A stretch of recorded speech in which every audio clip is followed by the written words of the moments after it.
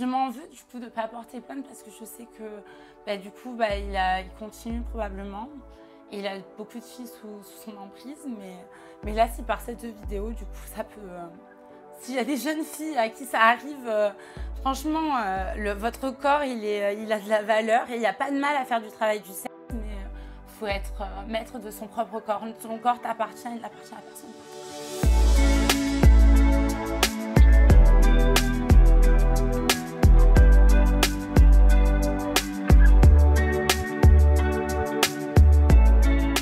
Bonjour Libellule. Quoi? Mais comment? Libellule qui? On a souvent fait le lien. Mais je sais, mais c'est pour ça que je me permets de te faire la petite blague, ma petite Agathe. Agathe, on t'a tous découvert dans la house de We Are Open, disponible. C'est une télé-réalité qui est disponible sur l'application OO. C'est une télé-réalité qui est complètement nouvelle, qui est en live, où il se passe énormément de rebondissements. Tu as passé 2 semaines dans cette house. L'aventure, elle s'est arrêtée pour toi. C'est moi, malheureusement, qui te l'ai annoncé. On pourra revenir dessus. Et autant d'introduction, je te faisais une petite blague par rapport à l'influenceuse Libellule. En revanche, tu connais bien sa colocataire. Jade, oui, mon bébé. C'est mon nouveau crush, là, du moment. Mais j'allais te demander justement s'il y a déjà eu un bail entre vous. Il y a déjà eu un petit bail entre nous. Ah, ça commence direct. Ouais, on est sortis en soirée techno parce qu'en fait, on est un peu dans le même délire et tout ça. Et c'est vrai que ça a direct accroché. Bon, c'est un peu pécho, quoi, toute la night. Mais pécho, c'est-à-dire pécho, bisous ou pécho, plus pécho, bisous, voilà. Ouais, bisous. Touchi, toucha. Non, pas vraiment touchi, toucha. D'accord. À travers les habits, frotti, frotta. Et tu prônes, mais encore une fois, on aura l'occasion d'en parler beaucoup plus en détail dans cette interview, et je pense que vous avez compris qu'elle va être mouvementée, tu prônes la libération des tétons. Ah, grave. Ah ouais, carrément. Ça, c'est vraiment un truc qui me... Enfin, pour moi, un téton de femme, un téton d'homme, les tétons, c'est un téton. Il faut arrêter de les sexualiser, c'est vraiment... Je dirais pas que c'est une lutte, mais c'est quelque chose que je juste comprends pas qu'en 2024, on en soit encore à ce sujet-là, quoi. Pour moi, c'est juste lunaire. Mais comment tu fais pour te battre contre les réseaux sociaux, Instagram, Facebook, Twitter, YouTube? Les tétons sont interdits. Pour moi, c'est une aberration, vraiment. Je trouve ça vraiment ouf. Et on est obligé de se plier aux règles, malheureusement. Moi, je suis très réseaux sociaux, donc forcément, je les cache. J'ai pas envie de me faire sauter mes réseaux, mais c'est vrai que ça... à l'intérieur de moi, ça bouillonne, quoi. Ça bouillonne. Bon, vous allez voir, on va parler de tout au cours de cette interview en toute intimité avec Agathe, qui était dans la house de OO, la télé-réalité We Are Open. On va parler autant de ton histoire de vie. Tu as eu 36 000 vies, hein, vous allez voir. On va parler également de cette pratique que tu as découverte lorsque tu étais beaucoup plus jeune, qui est le BDSM. Que moi je connais pas du tout. Je me suis renseigné pour cette interview, mais tu vas pouvoir m'expliquer tout ça. Tu m'as expliqué au téléphone qu'avec du recul, tu estimes avoir fait partie d'un trafic sexuel. Ouais. Tu as également eu un sugar daddy qui avait 53 ans. C'est quelque chose que tu assumes à 100% et que tu nous expliqueras pourquoi. Tu as connu aussi des moments un petit peu plus difficiles avec certains partenaires de vie. Mais ton histoire, elle commence entre la France et les États-Unis. Tu as 30 ans, Agathe, aujourd'hui. Et tu déménages à l'âge de 6 mois aux États-Unis, du côté de San Francisco, c'est ça? C'est ça, exactement. En fait, du coup, ma maman qui travaillait dans l'éducation, des affaires étrangères, elle a été mutée. Elle avait le choix entre Sydney, Singapour, San Francisco. Elle a pris San Francisco en faisant le pile ou face. Et je trouve que c'est trop bien de tomber parce que San Francisco, c'est vraiment la ville queer par excellence. C'est là où il y a beaucoup de mouvements qui ont commencé. Et voilà, du coup, j'ai été un peu baignée dans ce milieu-là. Et San Francisco, ça sera toujours ma ville de cœur. Et tu as vécu d'ailleurs dans un quartier gay, je crois, à San Francisco, oui. Qui s'appelle Castro. Oui, le Castro. C'est le Castro, pardon, c'est le quartier gay de San Francisco. Tu m'as confié que tu avais partagé enfant ta maison avec un homme trans et une femme. Donc, tu as baigné quelque part dans la culture LGBTQ+. Qu'est-ce que ça t'a apporté? Moi, je pense que, oui, j'ai vraiment baigné dans cette culture-là et ça m'a montré qu'en fait, les personnes trans, les personnes queer, voilà, c'est un milieu qui est magnifique déjà, où il y a une grande ouverture d'esprit. J'ai vu tellement d'amour et j'ai vraiment vu que du coup, l'amour, ça s'arrêtait vraiment pas aux règles hétéronormatives qu'on a l'habitude de voir. Les gens qui n'ont pas vécu ce que j'ai vécu ont l'habitude de voir plutôt. Mais du coup, moi, vu que j'ai baigné dans l'univers queer, pour moi, c'est ça la normalité. Et en fait, voilà. C'est quoi les règles hétéronormatives? C'est un homme, un petit garçon, né garçon, quand il tombe, on lui dit allez, t'es un grand gaillard, tu vas te relever. Une fille, elle doit être plus délicate, on l'habille en rose. Bon, moi ça me dérange pas, j'adore le rose, mais tout de suite, ces espèces de codes qu'on met. Un garçon, il doit porter ce genre de parfum, une femme, ça. Il y a des voitures plus masculines, tout ça. Et en fait, c'était juste, voilà, je pense qu'il y a ça. Et puis un garçon tombe amoureux d'une fille. Moi, c'est vrai qu'en général, mes parents, quand on me demande alors, t'as un partenaire, on me demande si j'ai une copine ou un copain, c'est le genre, au final, ça n'a jamais été. Voilà, c'est pas par ça que. Certains te diraient, Agathe, à quel moment de ta vie t'as vrillé? Moi, je vais te dire à quel moment de ta vie tu t'es singularisée. C'est-à-dire singularisé. Et ben, à quel moment de ta vie tu as commencé à affirmer ces choix-là? À quel moment de ta vie tu as commencé à te dire ok, j'ai une grille de lecture, j'estime que ça, c'est le monde hétéro auquel on veut me faire adhérer, mais moi, j'adhère pas à 100% à ça. Je crois qu'on n'a jamais voulu me faire adhérer à ce monde-là parce que de toute façon, on n'a pas le choix. Moi, je suis quelqu'un que ce que je suis, personne ne pourra me faire changer. Je pense pas que je sois.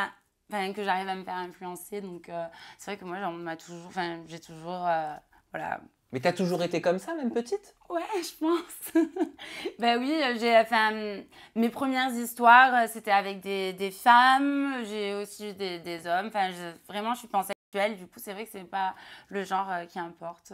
Et tu as une sœur qui est non-binaire? Oui, bah, du coup, on dit une adelphe.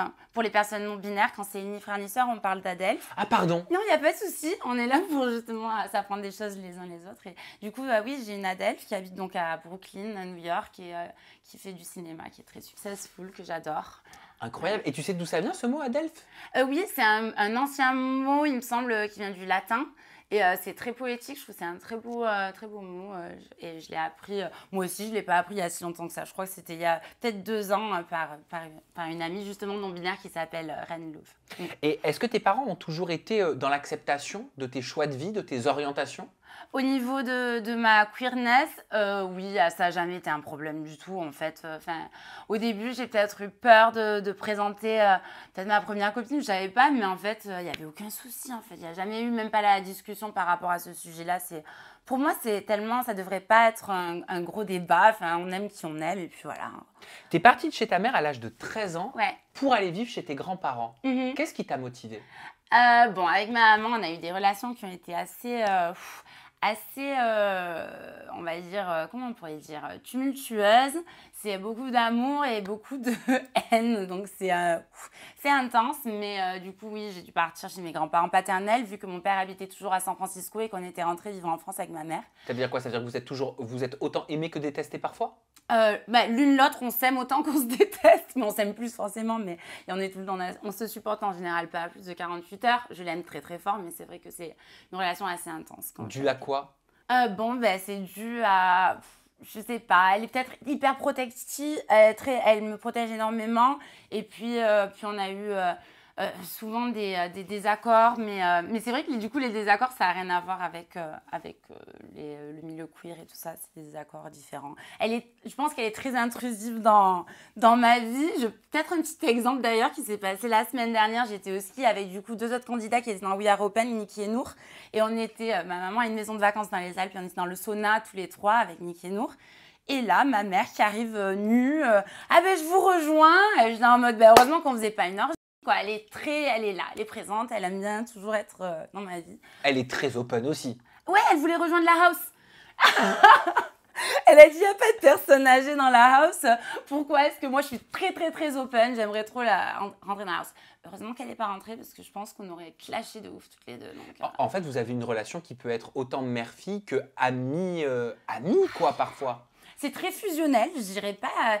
Elle aimerait être vraiment mon amie. Moi, des fois, je trouve que, ça dépend. Mais du coup, même, on tourne un peu la relation. Des fois, c'est moi qui suis plus maternelle envers elle. C'est une relation assez spéciale. Mais c'est vrai qu'elle voulait intégrer la house et j'étais là, non. Je me suis dit, si la prod, elle accepte ça, je vais être dans la... Oui. T'imagines, j'arrive, soirée de tous les enjeux. Voulez-vous, viewer, que la mère de Agathe intègre la house de Oh Oh? Elle serait trop contente.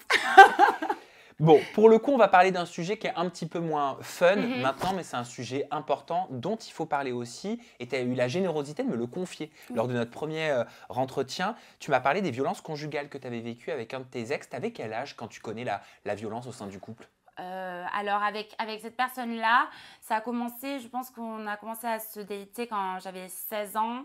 Puis on se faisait que se séparer, se remettre ensemble. C'était hyper, hyper violent. Et justement, ma mère, elle a vu les red flags tout de suite. Et moi, c'était une personne qui était pervers narcissique, du coup, et qui m'a fait perdre beaucoup confiance en moi. Donc, je suis partie de cette petite qui avait hyper confiance en elle depuis toujours, à quelqu'un qui, du coup, il m'a vraiment tout enlevé. Et en fait, même s'il me frappait, qu'il était hyper violent, je prenais toujours son parti. Genre, même si les gens le voyaient, la police se mettait au milieu, je disais non, c'est moi, j'étais en crise de folie, c'est pas lui, Ah, c'est tu te moi qui l'ai remettais la fait. faute dessus? Ouais. Parce que la police, elle est intervenue plus d'une fois. À plein de fois, elle est intervenue en Espagne, en Angleterre, partout, enfin partout, en France, plusieurs fois, jusqu'au jour où c'est parti très très loin. Et en fait, je dormais et j'ai reçu un petit bisou emoji d'un pote, mais vraiment un pote, hein. Et en fait, il m'a réveillée avec un poing dans le visage et du coup, j'ai hurlé et il a cassé la lampe contre moi. Donc, j'avais un bout de comment ça s'appelle, De verre. verre brûlant en moi, et cassé les télés et tout. Donc mon beau-père est descendu après avoir entendu ça et en fait il a envoyé un coup de poing à mon beau-père. Donc là mon beau-père il a appelé la police et puis ça a été super compliqué. J'ai vu un médecin légiste et j'étais en mode non, c'est moi qui me suis fait toute seule et tout. Je continuais enfin vraiment je prenais tout le temps son parti. Donc c'est pour ça que voilà, je voudrais dire, les femmes battues ou les hommes battus, personnes battues, c'est pas toujours facile parce qu'on a envie d'y croire à cet amour et tout le monde nous dit non, c'est toxique, mais en fait, ça m'a mis des années après ça, même le procès, j'arrivais pas à y aller. Du coup, il y a eu quand même un procès, mais j'étais pas Ah oui, présente. parce qu'il y a eu un procès, il a été jugé, ce garçon. Ouais, il a été jugé, ouais. Et on va parler de ce jugement, mais ça a dû être dur même pour ton beau-père, pour tes proches qui t'entouraient, de savoir ce qui se passait et de t'entendre, de te voir le défendre. Eh ben oui, parce que même quand il était du coup en garde à vue et tout ça, il avait réussi à avoir un téléphone et il me textait, il me disait dis ça et je disais tout et je continuais à le voir même après, alors que tout le monde me l'interdisait. Je me suis mis à dos énormément de personnes et franchement merci aux personnes qui du coup étaient là quand du coup je me suis remise dans mes esprits, mais c'est vrai que voilà, c'est difficile parce que quand tu te fais manipuler, brainwash comme ça, en fait, j'étais juste pas moi-même. Puis j'étais jeune, j'étais naïve, enfin, je me rendais pas compte, je pense. Et ça, on pourrait penser que ça m'a forgé, mais en fait, j'ai eu encore des relations qui ont été assez difficiles par la suite aussi. Donc, Pourquoi? Parce que c'était quelque part ce que tu connaissais, tu étais rassurée dans cette violence? je sais pas, c'est vrai que j'étais en thérapie pendant tellement longtemps et puis petit à petit j'ai appris à comprendre que c'était pas normal et tout ça. Non, mais il me faisait rire. Moi, je pensais que c'était de ma faute, quoi. C'est un truc de fou. Vraiment, on dirait que c'est comme si on n'était pas nous-mêmes et on a l'impression d'être les fautifs, en fait, quand on est en situation de violence conjugale, je pense. Je sais pas trop, c'était il y a longtemps. Maintenant, c'est vrai que j'ai complètement changé. Là, ça arrivera plus. Pour le coup, là, vraiment, ça n'arrivera plus. Et pour qu'il y ait une audience, pour qu'il y ait un procès, ça veut dire que tu as déposé des plaintes et que tu n'étais pas toute seule, je crois. J'étais mineure, je crois, à ce moment-là. Donc, en fait, c'est la police qui a porté plainte pour moi parce qu'il s'est battu aussi avec les policiers et avec, du coup, mon beau-père, il lui a défait l'épaule. Et en fait, c'est le médecin légiste, en voyant tout ce que j'avais et tout ça, voilà, je crois que la plainte a été posée. Je sais pas trop comment ça s'était passé, mais à chaque fois qu'il y avait l'avocat qui m'appelait ou que je devais aller à la cour, j'esquivais, quoi. C'était un truc de fou. Et alors, de tes 23 à tes 24 ans, tu rencontres un homme, il est beaucoup plus âgé que toi, il a 53 ans, et pendant un an, vous vivez une relation particulière parce que tu m'as confié que cet homme-là t'a introduite dans le milieu du BDSM et qui t'a même prostituée sans que tu le saches, sans que tu réalises que ce soit de la prostitution. Tu peux m'expliquer? Ouais, alors ça c'est fou parce que du coup c'est un peu suite à la relation donc de laquelle on vient de parler. Après j'ai eu des copines, ça s'est super bien passé, j'ai sorti, après je retournais avec l'autre toxique. Et là d'un seul coup je rencontre donc cet homme de 53 ans et à ce moment-là je connaissais pas du tout le milieu encore BDSM. Et c'est une personne, une personnalité publique qui est connue de beaucoup de personnes. Et en fait, moi, quand il m'a abordée, j'étais tout waouh, incroyable, c'est vraiment un truc. Moi, ça m'intéresse. Comme je disais un peu dans ma description de We Are Open, moi je veux essayer tout. Genre, donc, j'étais un peu des étoiles dans les yeux et j'avais perdu beaucoup confiance en moi par rapport à mon ex. Et du coup, on a entamé une relation vraiment soumis-dominant. Et du coup, je devais le vous voyez par exemple. Enfin, c'était vraiment très très bizarre. Et en fait, il m'a appris, bon, du coup, pour le coup, il m'a bien formée comme dominatrice. On a vraiment tout fait pour le coup. Et puis. C'est quoi BDSM? C'est Bondage, Domination and Sadomasochisme, en fait. Ok. Donc, ça englobe plein de pratiques qui peuvent... ce qui est important dans ces pratiques-là, ça peut être intéressant, mais le consentement est très important. Et il faut faire attention de ne pas se faire un peu monter la tête. Parce que moi, pour le coup, vu que j'étais... La différence d'âge, moi, l'amour n'a pas d'âge, je dis toujours, mais c'est vrai que là, pour le coup, le fait qu'il avait tant de notoriété, il a vraiment pris une emprise sur le fait que j'étais toute jeune et novice dans ce milieu-là. Et du coup, j'étais complètement perdue, quoi. Mais tu penses qu'il est connu du public qui est en train de nous regarder? Oui, c'est possible. Tu penses que moi, je le connais? Je sais pas. Et c'est quelqu'un qui est dans le divertissement? Oui, il est passé à la télé plusieurs fois, il a produit des films, il donne même des cours dans des facs en expliquant le consentement, justement, ça me fait bien rire, et des choses comme ça. Parce qu'il a eu des actes non consentis avec toi? Il te faisait avoir des actes non consentis? Alors, non seulement moi, mais du coup, j'ai contacté plusieurs de ses ex parce que j'étais complètement perdue. En fait, 2 ans après ou 3 ans après qu'on se soit séparés, je me suis dit, il faut que je contacte les ex parce que j'avais envie de porter plainte, mais je ne l'ai pas fait d'ailleurs. Pourquoi tu voulais porter plainte? Parce que pour trafic sexuel, pour viol et tout ça. Et je voulais savoir un peu si j'étais complètement tarée ou si, en fait, si ces autres ex, il s'était passé la même chose. Parce qu'il se trouve que toutes ces ex sont toutes beaucoup plus jeunes. Elles sont toutes travailleuses du sexe maintenant, sont des dominatrices connues ou des actrices porno. Et du coup, je me suis dit, je vais les contacter pour voir. Et en fait, elles m'ont toutes raconté des scènes, vraiment des choses comme... il y en a une qui l'avait enfermée pendant plusieurs jours sans la nourrir parce qu'elle avait refusé une sodomie en termes de punition, enfin des choses mais horribles. Genre, c'est vraiment une personne horrible. Mais j'ai toujours pas franchi le cap de porter plainte. Et ouais, c'est vraiment très très chaud. Il a encore une emprise sur toi? Non, mais on va dire que c'est pour ça que je ne veux pas dire son nom ou quoi que ce soit, mais oui, non, j'ai peur. C'est-à-dire que l'été dernier, je l'ai recroisé au Festival d'Avignon, juste avant d'aller voir Mylène Farmer en concert. Et quand je l'ai vu, ça m'a pétrifiée. J'ai failli tomber dans les pommes juste de le voir. Bon, là, j'ai déjà une dans la gorge, mais ça m'a fait tellement peur. Je me suis dit, qu'est-ce qu'il va faire Mais pourquoi tu m'as parlé de prostitution malgré toi sans que tu te rendes compte que ça devienne et que ça tombe dans de la prostitution? Mais justement, genre si ça peut éduquer certaines personnes, en gros, nous, dans cette relation un peu où j'étais soumise, il m'a dit, oui, donc vu que l'objectif, la femme objet et tout ça, c'est aller jusqu'au point où tu peux faire la pub. Et puis l'argent que tu feras, ce sera pour nous, nanani. Mais en fait, au final, moi, une fois, je trouvais ça excitant. Mais après, je me suis rendu compte qu'en fait, on faisait le tour du monde et qu'en fait, partout où on allait, je payais du coup les 2 billets. Enfin, il payait avec l'argent qu'il avait fait, enfin, que j'avais fait, qu'il prenait tout. J'en ai jamais vu la couleur. Et il prenait énormément d'argent quand je me suis rendu compte combien c'était pour voir, parce que du coup, il m'avait formé aussi à la domination.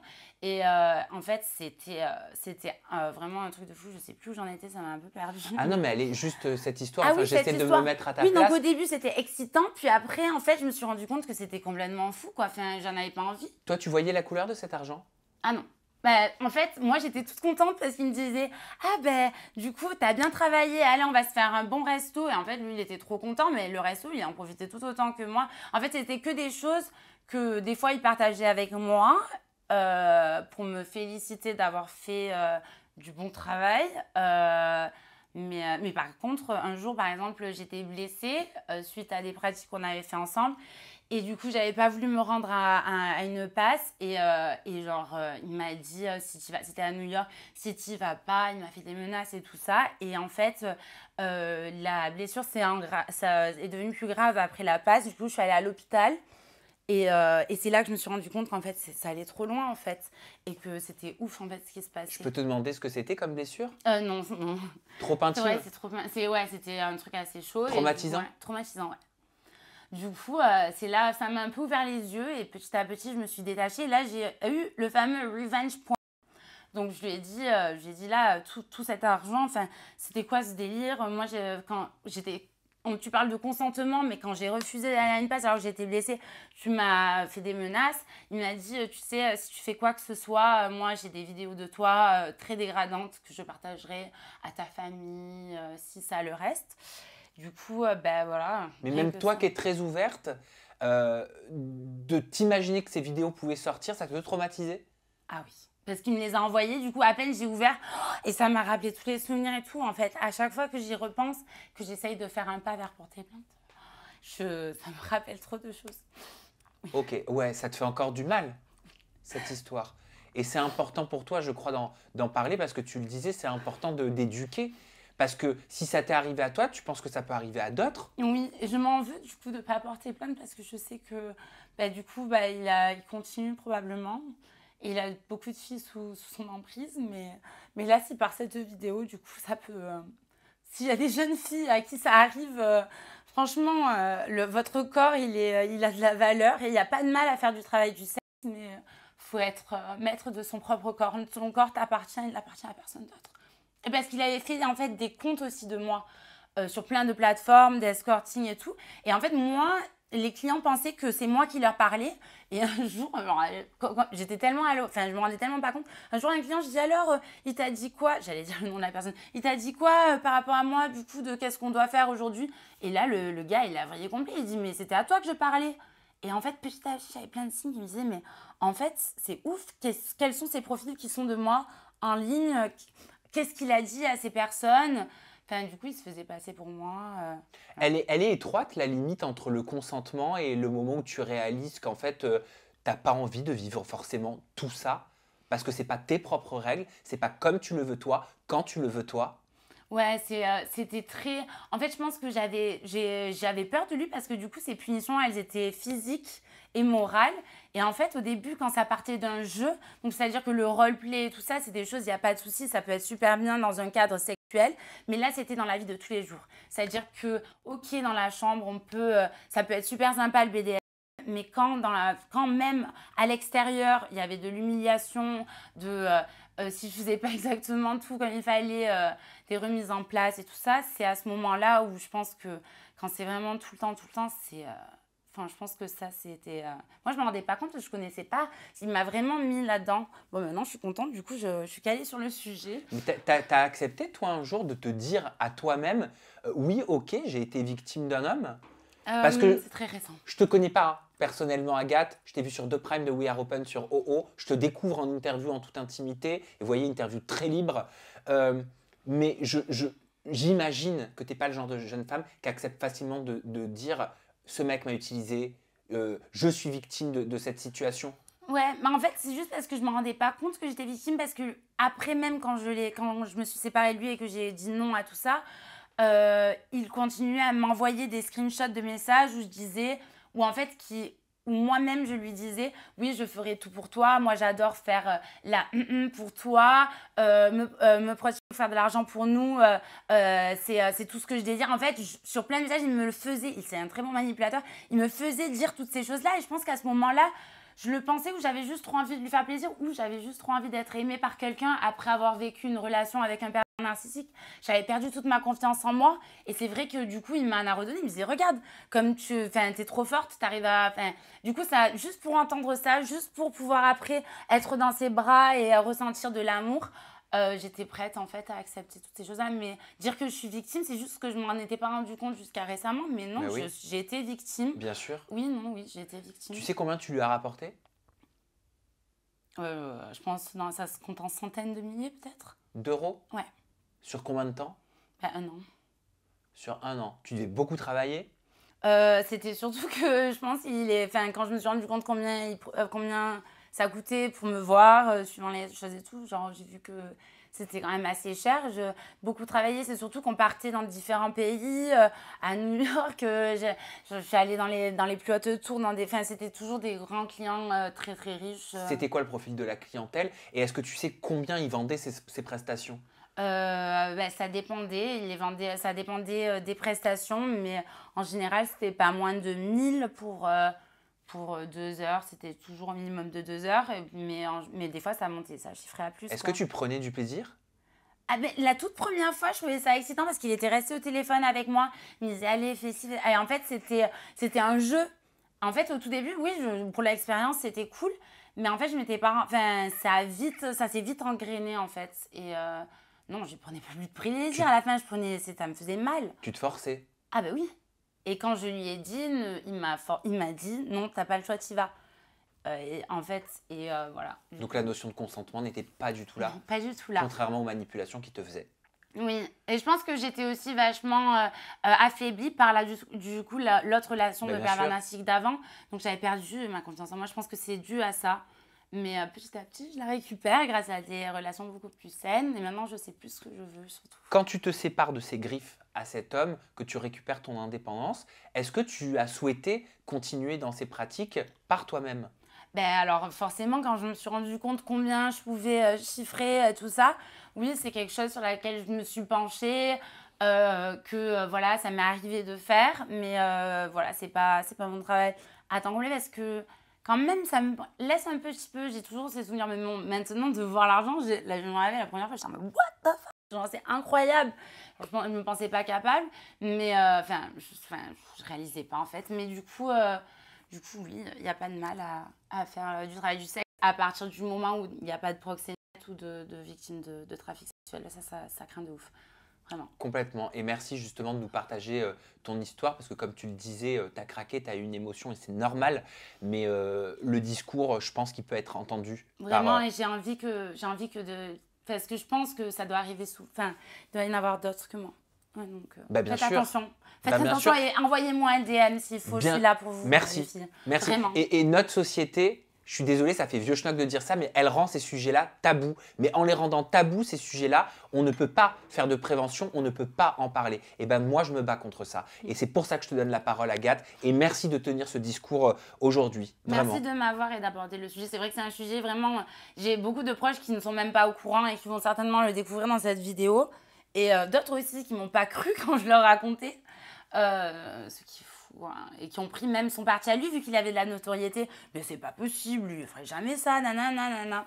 Et c'est vrai que, bon, bah, du coup, on est plusieurs victimes. Donc ça m'a rassurée aussi de voir que j'étais pas la seule victime de cette personne-là. Peut-être qu'un jour, on fera quelque chose, mais moi, j'ai tellement peur que ça me fasse plus de mal que de bien. Et puis, enfin, je sais pas. De toute façon, il est vieux, le karma peut-être le prendra, je sais pas. Je lui souhaite pas non plus de mourir, mais voilà. C'est quand que tu rencontres ton premier sugar daddy? Ah ben, c'était suite à ça, du coup. Voilà.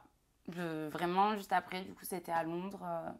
Oui, parce que tu as vécu à Londres, alors il a 53 ans, et toi c'est quelque chose que tu assumes, tu n'as aucun mal à en parler. Est-ce que tu pourrais dire que c'est quelque chose que tu revendiques d'avoir eu un sugar daddy? Non, c'est pas quelque chose que je revendique. En plus, on mettait pas ce terme-là. Je pense que c'était plus comme un sponsor. Je pense qu'il m'a vraiment adorée en tant que personne. Et pour le coup, cette personne-là, le premier, c'est en fait plus ou moins le seul vraiment, comme si on met le terme sugar daddy, les sponsors que j'ai eu. Pour le coup, c'est vrai qu'il a vu en moi plein de talents et en fait, il m'a proposé des opportunités même de travail. Il m'a proposé, il me payait un appartement vraiment très luxueux à Londres. Il m'a vraiment amélioré mon mode de vie et il était vraiment très bienveillant envers moi. Et ça a été une personne formidable.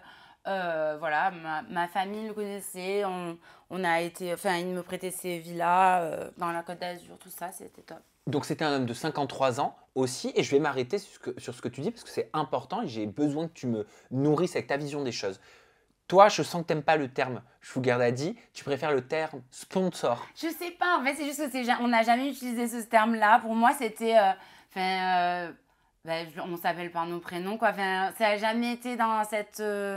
En fait, ça s'est un peu fait comme ça Et c'est vrai que je pense qu'il rigolerait si je disais ça. Mais c'est quoi un sponsor? C'est quelqu'un qui voit beaucoup de talent en toi et qui t'adore et qui te donne beaucoup de l'argent parce qu'il en a beaucoup et que du coup, un peu comme tout le monde, quand tu crées un film, tu as besoin de sponsors, je sais pas, d'aide financière. Est-ce qu'il faut avoir des relations intimes en échange?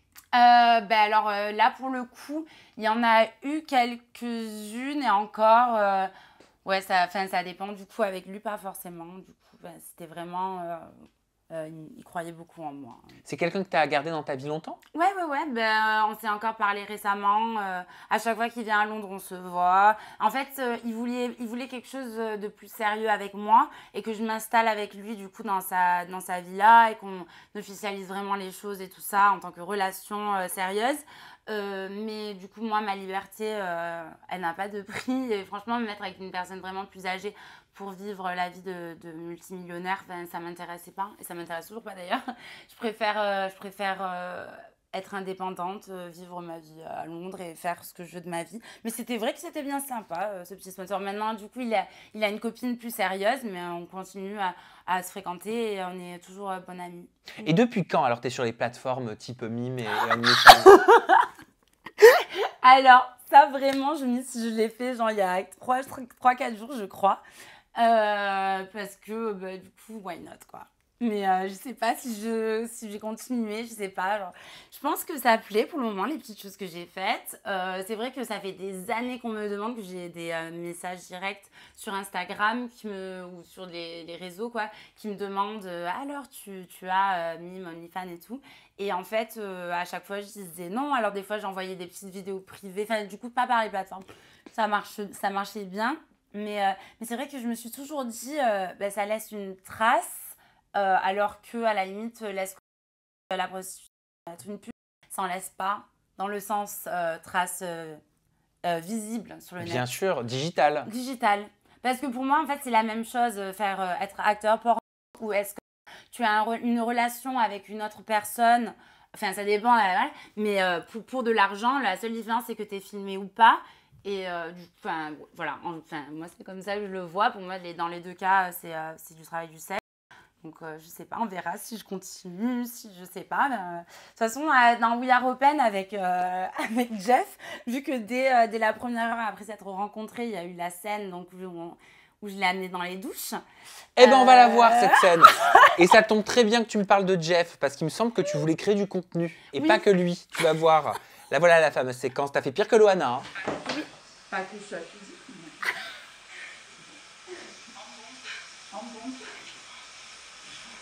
Ah ouais, direct.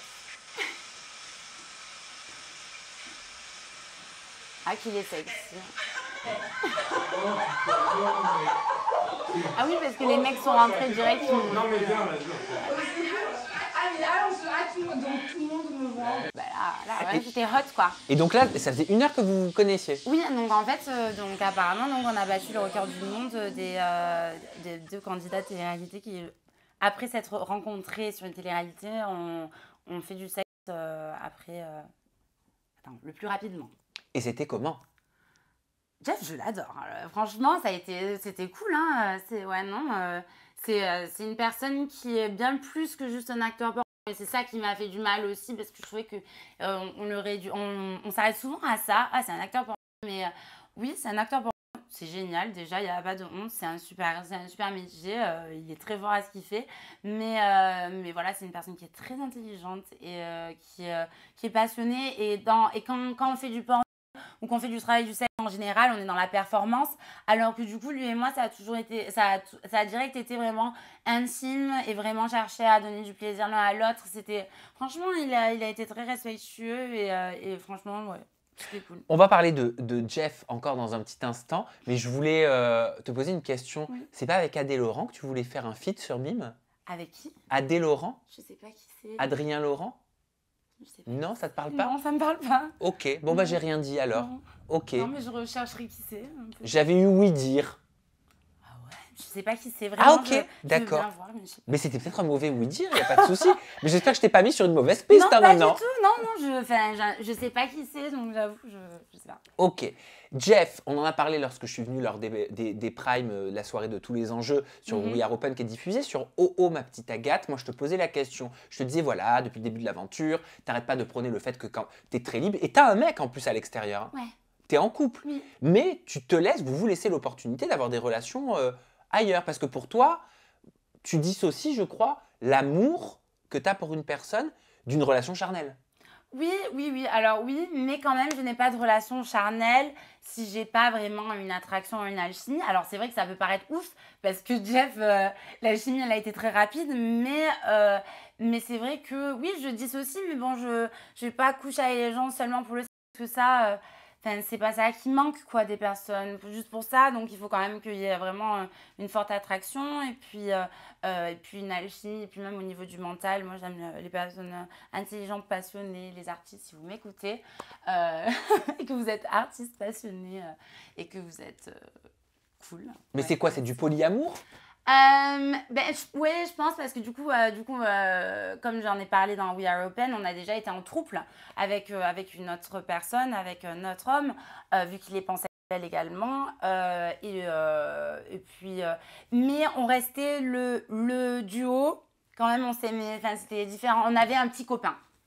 Tous les deux, le couple, en tant qu'entité, nous avions un petit copain. Ok, alors attends, c'est nouveau pour moi tout ça. Donc, vous étiez en couple et vous avez un petit copain. Mais c'est pas toi ou lui qui a un petit copain, c'est votre couple qui a un petit copain. Ouais, c'est ça en fait. En fait, le mec en question, il me kiffait tout ça. Donc, il m'avait envoyé des messages suite à m'avoir vu plusieurs fois sur les réseaux et en vrai dans des soirées. Et en fait, j'en ai tout de suite parlé. Je dis, oh, c'est qui ce mec? Je vois que tu le follow. Je demande à mon partenaire. Et là, il me dit, ben oui, je le connais. Il est hot et tout, machin.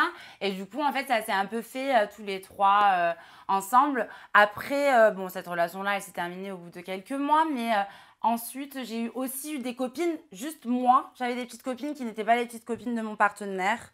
Il acceptait. Oui, bien sûr. Il acceptait donc que tu aies des relations charnelles avec elle. Oui. Et tu pouvais avoir des sentiments pour elle?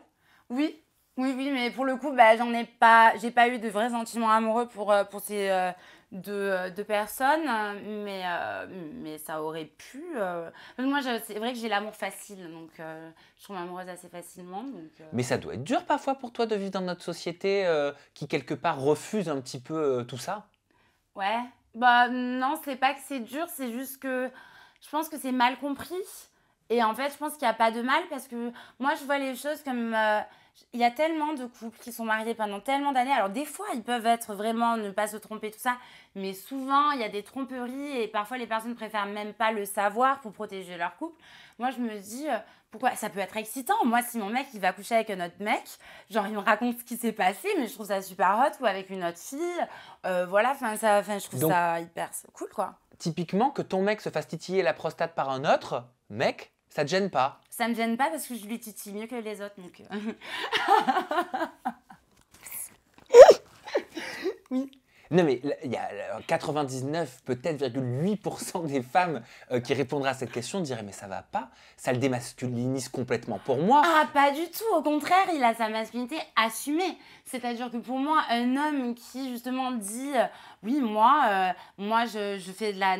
le point G, c'est à la prostate, c'est pour les hommes, c'est comme ça, c'est avec la... Donc, c'est connu, c'est de la science. Donc, un homme qui l'assume, qu'il soit gay, hétéro ou bi, c'est pas l'ana qui rend un homme homosexuel. Mais alors qu'un mec ait une relation avec un autre mec, est-ce que ça fait forcément de lui un gay? Non, pas forcément. Alors, après, c'est un spectre. Non, pas du tout. Et c'est ça, ce truc qui m'énerve parce que du coup, j'ai l'impression que dans cette société, les femmes bisexuelles, c'est toujours fantasmé par les hommes. Et on dirait qu'un mec, à partir du moment où il a couché une fois avec un autre homme, tout de suite, comme si ça lui enlevait de la masculinité. Alors moi, je vois les choses complètement différemment. Un homme qui, justement, assume ouvertement qu'il a déjà couché avec... un autre homme, ça veut dire qu'il est hyper sexy, qu'il est assumé. Ça veut dire que je vais m'éclater au lit avec lui parce que du coup, il sait comment prendre du plaisir, il sait ce qu'il aime, ce qu'il aime pas. Au moins, il l'aura essayé. Puis Après, ça veut pas dire si faut pas se forcer à coucher avec les personnes du même genre. Mais bon, moi, je trouve ça sexy. Après, chacun son choix. En tout cas, c'est intéressant de t'entendre sur ce sujet qui est un Mhm. sujet quand même très peu abordé. J'aimerais aborder un autre sujet avec Oui. toi et pour ce faire, je vais commencer par un extrait vidéo. Agathe, c'est un extrait vidéo de ton élimination lors de la soirée de tous les enjeux en deuxième semaine. Et à un moment donné, mais je crois qu'on l'a pas entendu, à un moment donné, il m'a semblé t'entendre dire un truc du style ça c'est à cause des sondages ou un truc comme ça. J'ai rien compris. Regarde. Les viewers ont décidé de sauver Alice. C'était sûr, je savais. C'est donc Agathe qui nous quitte ce soir. Tu dois t'en vouloir de rien. Toi, Iba. J'entre à Londres là. C'est trop peur.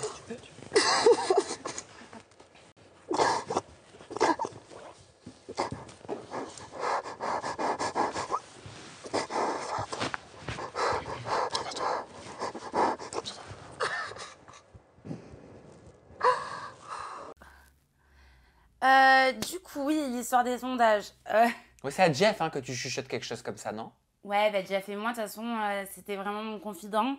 Du coup, en fait, ce qui s'est passé, c'est que, bon, chose qu'on n'était pas... Enfin, en fait, je suis pas... Moi, j'avais pas le réseau social X à ce moment-là, je l'ai jamais eu. En fait, j'ai reçu donc des messages. Donc, en fait, on n'avait pas le droit d'y aller de nous-mêmes sur les réseaux sociaux pour pas se faire influencer, tout ça. Mais j'ai reçu des messages de proches qui m'ont dit, oui, du coup... Twiba a fait des sondages sur ses réseaux en disant des choses méchantes sur moi et en demandant pour mon élimination et tout ça. Et en plus, là récemment, on m'a dit que vu qu'elle est dans la sécurité informatique, il y avait moyen qu'elle ait fait des robots qui auraient pu voter à sa place. Parce que j'ai trouvé ça quand même fou qu'elle ait, je crois, 70% de On part vote. sur du complotisme. Ben non, après, je pensais que c'était peut-être... Mais en fait, c'est possible, je sais pas. Mais c'est-à-dire, en son nom, elle aurait fait des sondages? Pas elle, mais des gens dans son entourage, je sais pas. Je sais pas, je fais pas d'accusation, mais c'est des choses qui me sont revenues aux oreilles. T'as raison de pas faire d'accusation tant qu'on n'a pas une preuve Ouais, c'est ça, véridique, mais ça veut dire que c'est à l'état de supposition pour l'instant. Non, oui, oui, carrément. Et puis c'est peut-être et probablement pas vrai, je sais pas, mais c'est quelque chose que j'ai entendu, qu'on m'a dit. Et c'est vrai qu'en fait, quand j'ai re-regardé son profil et qu'elle dit oui, je peux hacker le système si je le veux en parlant de ses daters, si elle avait des doutes, je me suis dit, ah oui, c'est vrai que c'est quand même ce qu'elle fait dans la vie. Voilà. T'as l'impression parfois, toi c'est ce qui t'a été reproché hein, sur les Ouais. réseaux, hein, tu l'as vu peut-être à ta Oui. sortie, d'avoir été trop loin avec Twiba, le public de We Are Open sur OO semble vous avoir reproché d'avoir été un peu deux contre elle. Alors, ça, non, je pense pas avoir été trop loin parce qu'il y a ce qui s'appelle le off en télé-réalité. Bon, je t'apprends rien, mais pour les gens qui regardent. Et en fait, quand c'est pas filmé, moi, c'était franchement de l'acharnement de sa part. J'ai vécu un enfer. Moi, je comptais partir 2 jours avant l'élimination. C'est pour ça que j'étais boostée à bloc. Et quand j'ai été éliminée, j'étais trop triste. Je me suis dit, allez, ça y est, c'est bon. Je vais apprendre à vivre. Enfin, les choses vont se passer mieux. Il faut juste que, avec Twiba, j'essaie de mettre ce truc de côté. Mais moi, elle m'a fait beaucoup de mal, Twiba. Enfin, moi, j'en dormais pas la nuit pendant plusieurs nuits. Est-ce que tu lui as ramené des fleurs quand même avant ton élimination? Ouais. Ça veut dire que tu voulais peut-être enterrer la hache de guerre? Non, alors en vrai, la vérité, c'est que j'ai passé la journée dehors. Je voulais vraiment partir. Et puis, en fait, moi, la Saint-Valentin, moi, je suis du coup franco-américaine. Et aux États-Unis, c'est la fête vraiment où on donne, même de l'amitié et aussi de l'amour. Et en fait, j'ai voulu acheter des fleurs pour la house. Elles étaient roses. Ça aurait été joli ici. J'aurais dû t'en ramener aussi. Mais du coup, c'était pour la house. Et puis, j'ai fait ce qu'ils ont appelé un mea culpa, où je suis venue m'excuser, genre par rapport à Twiba, je veux pas la mettre mal à l'aise, j'entends qu'elle a aussi vécu des choses difficiles et tout ça, mais c'était pas elle en particulier, mais c'est vrai que je me suis adressée à elle. Et pour le 2 contre 1, pour être honnête avec toi, je pense que voilà, c'est quand je suis revenue du body painting avec Ouriel. Et en fait, Ouriel, elle a mis 2 chaises en face d'une chaise. Et elle a dit, Agathe et Alice, asseyez-vous. Et toi, Iba en face. Et en fait, c'était pas décidé par Alice et moi de faire ce 2 contre 1. Je ne mets pas la faute sur Ouriel non plus. Mais en fait, elle l'a pas fait d'un côté malveillant. Elle l'a fait en pensant à arranger les choses. Et oui. Mais en fait, du coup, ça a été perçu comme de l'acharnement envers Twiba. Mais voilà. pourtant n'était pas... Enfin, moi, je l'entends que ça a dû être dur pour elle, mais si vous regardez les extraits, je pense que j'étais quand même dans la retenue. Je me suis pas trop énervée, j'ai jamais trop insulté, je pense pas. Merci Agathe. Qu'est-ce que je peux te souhaiter pour un futur proche?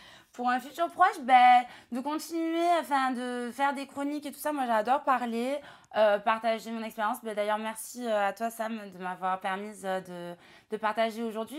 Je serais très heureuse de continuer à partager sur les sujets LGBTQIA+, sur plein de sujets de la féminité, des choses comme ça, et parler... Enfin, continuer à parler, faire des plateaux, et puis peut-être une autre télé, why not? Peut-être rentrer dans la house, si jamais. Qui sait? Quelle autre télé, si tu devais en faire une? Alors, justement, vu que je regarde pas trop de télé-réalité, je sais pas trop. On m'avait mentionné... on m'en a mentionné plusieurs, mais je sais pas. Je sais pas. Bon, je te laisserai l'opportunité et le temps de regarder tout ça. Merci Agathe, franchement, c'était un plaisir de te découvrir sous cette forme-là. Au travers de cette interview en toute intimité, on a abordé des sujets qu'on n'a pas l'habitude d'aborder dans les médias. Et en fait, tu viens de me prouver une fois de plus que c'est pour ça que j'aimais mon métier. Donc, merci beaucoup. Et les filles, les garçons, les personnes en général, si vous êtes victime, vous êtes triste ou quoi que ce soit aussi. J'ai perdu beaucoup de personnes par suicide. Et franchement, mes messages sont ouverts. Vraiment, venez m'envoyer un petit message. En général, j'essaye tant que je peux de répondre parce que ça me touche. Et chaque vie est très importante. Donc, voilà. Merci Agathe, tu fais bien de le dire. On te retrouve sur tes réseaux sociaux. Ton compte Instagram, c'est Aggy, c'est ça? Oui. A-G-G-Y, _, X. C'est ça, X. C'est ça? Il y a un TikTok, il y a un Snap? Bon, je les utilise pas trop, mais je te les donnerai pour que tu les mettes dans la vidéo. Parfait, fabuleux. Merci Agathe, merci à vous de nous avoir suivis. On se retrouve très prochainement peut-être avec un nouvel opener ou une nouvelle personnalité en interview en toute intimité. D'ici là, prenez soin de vous et n'hésitez pas à dire aux personnes que vous aimez que vous les aimez. C'est Oui, important. et on vous aime. Et on vous aime aussi. Bye bye. Ciao. Ciao.